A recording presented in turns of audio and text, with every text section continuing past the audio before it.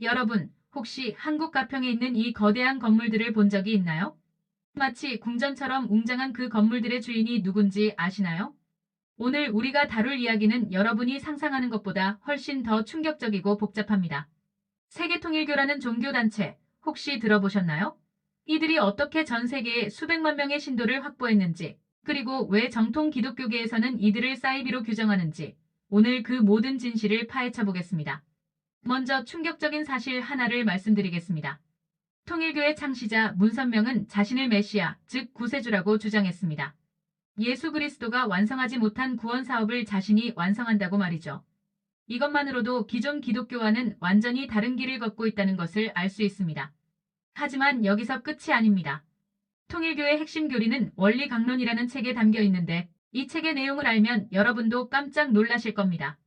아담과 하와가 타락한 이유가 사탄과의 불륜 때문이라고 해석하고 인류 구원을 위해서는 참부모라는 존재가 필요하다고 주장합니다. 그리고 그 참부모가 바로 문선명과 그의 부인 한학자라는 것이죠. 여러분, 잠깐만요. 이게 과연 기독교라고 할 수 있을까요? 성경을 완전히 다르게 해석하고 예수 그리스도를 부분적 구원자로 격화시키며 자신들을 완전한 구원자로 자처하는 것이 정말 기독교의 범주에 들어간다고 볼 수 있을까요? 이제 더욱 놀라운 이야기를 들려드리겠습니다. 통일교는 1954년 문선명에 의해 창립된 이후 전 세계적으로 확산되었습니다. 특히 1960년대부터는 미국, 일본, 유럽 등으로 선교 활동을 본격화했죠. 그런데 이들의 선교 방식이 일반적인 종교와는 사뭇 달랐습니다. 통일교의 가장 유명한 특징 중 하나가 바로 합동결혼식입니다. 수천, 때로는 수만 명이 한꺼번에 결혼하는 대규모 결혼식 장면을 TV에서 본 적이 있으실 텐데요. 바로 그것이 통일교의 합동결혼식입니다. 놀라운 것은 신랑 신부가 서로를 전혀 모르는 상태에서 교주가 짝을 지어준다는 점입니다. 상상해보세요. 여러분이 평생을 함께할 배우자를 한 번도 본 적 없는 사람으로 정해준다면 어떨까요? 하지만 통일교 신도들에게는 이것이 당연한 일이었습니다. 문선명이 선택한 배우자야말로 하늘이 정해준 진정한 짝이라고 믿었기 때문이죠. 그런데 여기서 더욱 충격적인 사실이 있습니다. 통일교에서는 이러한 합동결혼식을 통해 축복가정이 되어야만 구원을 받을 수 있다고 가르칩니다. 즉, 결혼하지 않으면 천국에 갈 수 없다는 것이죠. 또한 통일교는 경제적 활동에도 매우 적극적입니다. 한국에서는 일화, 통일중공업, 선화예술중고등학교 등 다양한 사업체를 운영하고 있으며 미국에서는 워싱턴 타임즈라는 신문사를 소유하고 있기도 합니다. 종교단체가 이렇게 광범위한 경제활동을 벌이는 것에 대해서도 많은 의문이 제기되고 있습니다. 자, 이제 가장 중요한 질문을 던져보겠습니다. 통일교는 정말 기독교일까요? 정통 기독교계의 답은 명확합니다. 아니다입니다. 그 이유를 자세히 살펴보겠습니다. 첫째, 성경관의 차이입니다. 정통 기독교는 성경을 하나님의 말씀으로 믿고 성경만이 신앙과 삶의 최고 권위라고 봅니다. 하지만 통일교는 원리강론이라는 책을 성경보다 더 높은 권위로 여깁니다. 문선명의 계시를 통해 쓰여진 이 책이 성경의 참뜻을 밝혀준다고 주장하죠. 둘째, 예수 그리스도에 대한 관점입니다. 기독교의 핵심은 예수 그리스도가 완전한 하나님이시며 완전한 인간으로서 십자가에서 죽으시고 부활하심으로 인류를 구원하셨다는 것입니다. 하지만 통일교는 예수님이 영적 구원만 완성했을 뿐 육적 구원은 완성하지 못했다고 주장합니다. 셋째, 구원관의 차이입니다. 기독교는 오직 예수 그리스도를 믿는 믿음으로만 구원받는다고 가르칩니다. 하지만 통일교는 문선명과 한학자를 참부모로 믿고 그들의 축복을 받아야만 구원받을 수 있다고 주장합니다. 이러한 근본적인 차이점들 때문에 전 세계 정통 기독교계는 통일교를 기독교가 아닌 이단으로 규정하고 있습니다. 한국의 주요 교단들, 미국의 복음주의 교단들, 그리고 세계교회협의회까지 모두 같은 입장을 취하고 있죠. 하지만 통일교 측에서는 이에 대해 강하게 반발하고 있습니다. 자신들이야말로 참된 기독교이며 기존 기독교가 잘못된 길로 갔다고 주장합니다. 과연 누구의 말이 맞을까요? 이 문제를 객관적으로 판단하기 위해서는 성경의 기준으로 살펴봐야 합니다. 성경은 명확히 다른 복음을 전하는 자들을 경계하라고 말합니다. 사도 바울은 갈라디아서에서 우리나 혹은 하늘로부터 온 천사라도 우리가 너희에게 전한 복음 외에 다른 복음을 전하면 저주를 받을지어다라고 강하게 경고했습니다. 또한 성경은 예수 그리스도의 유일성을 강조합니다. 다른 이로서는 구원을 받을 수 없나니 천하 사람 중에 구원을 받을 만한 다른 이름을 우리에게 주신 일이 없음이라고 사도행전은 분명히 선언합니다.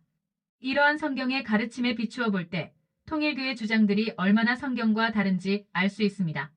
예수 그리스도 외에 다른 구원자를 제시하고 성경 외에 다른 계시를 최고 권위로 세우는 것은 분명히 성경의 가르침과 배치됩니다. 그렇다면 통일교는 어떻게 이렇게 많은 사람들을 끌어들일 수 있었을까요? 여기에는 몇 가지 요인들이 있습니다. 첫째, 강력한 카리스마를 가진 지도자의 존재입니다. 문선명은 뛰어난 연설 능력과 카리스마를 가진 인물이었습니다. 그의 말에는 사람들을 사로잡는 힘이 있었죠. 특히 절망에 빠진 사람들, 인생의 의미를 찾고 있는 사람들에게는 그의 메시지가 매우 매력적으로 다가왔습니다. 둘째, 체계적인 교육 시스템입니다. 통일교는 새로 입교한 사람들을 대상으로 매우 체계적이고 집중적인 교육을 실시합니다. 며칠간 외부와 차단된 상태에서 집중적인 세뇌 교육을 받게 되는데 이 과정에서 많은 사람들이 통일교의 교리를 받아들이게 됩니다. 셋째, 공동체의 따뜻함입니다. 현대 사회의 많은 사람들이 느끼는 고독감과 소외감을 달래주는 따뜻한 공동체를 제공합니다.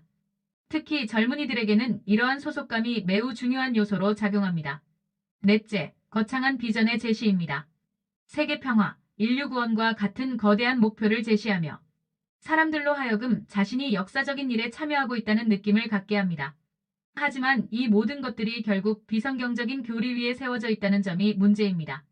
아무리 좋은 의도와 목적이 있다 하더라도 그 기초가 잘못되어 있다면 결국 사람들을 잘못된 길로 인도할 수밖에 없습니다.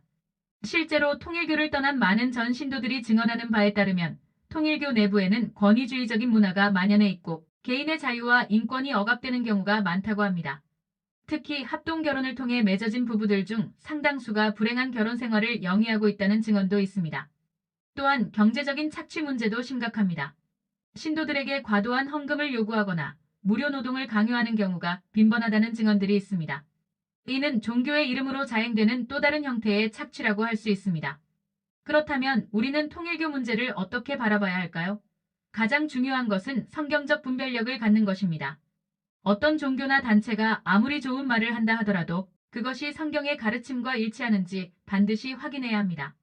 또한 우리 주변에 통일교나 다른 이단 단체에 빠진 가족이나 친구가 있다면 그들을 정죄하거나 비난할 것이 아니라 사랑으로 품고 진리로 인도해야 합니다. 많은 경우 이들도 피해자일 수 있기 때문입니다. 마지막으로 이런 문제들이 계속 발생하는 근본적인 원인을 생각해 봐야 합니다. 현대 사회의 영적 공허함, 물질 만능주의의 팽배, 전통적 가치관의 붕괴 등이 사람들로 하여금 이상한 종교나 단체에 빠지게 만드는 토양이 되고 있습니다. 따라서 우리 모두는 건전한 신앙과 올바른 가치관을 확립하고 이를 바탕으로 분별력 있는 삶을 살아가야 합니다. 그리고 혹시라도 주변에 이런 문제로 고민하는 사람이 있다면 따뜻한 관심과 도움의 손길을 내밀어야 할 것입니다. 오늘 통일교에 대한 이야기를 통해 여러분도 많은 것을 생각해 보셨을 것입니다. 종교의 자유는 소중하지만 그것이 진리를 왜곡하고 사람들을 미혹하는 수단으로 사용되어서는 안 된다는 것을 다시 한번 깨닫게 됩니다. 앞으로도 이런 중요한 이슈들에 대해 계속 다뤄보겠습니다. 여러분의 관심과 성원에 감사드리며 다음 영상에서 또 만나 뵙겠습니다. 구독과 좋아요, 그리고 알림 설정도 잊지 마세요.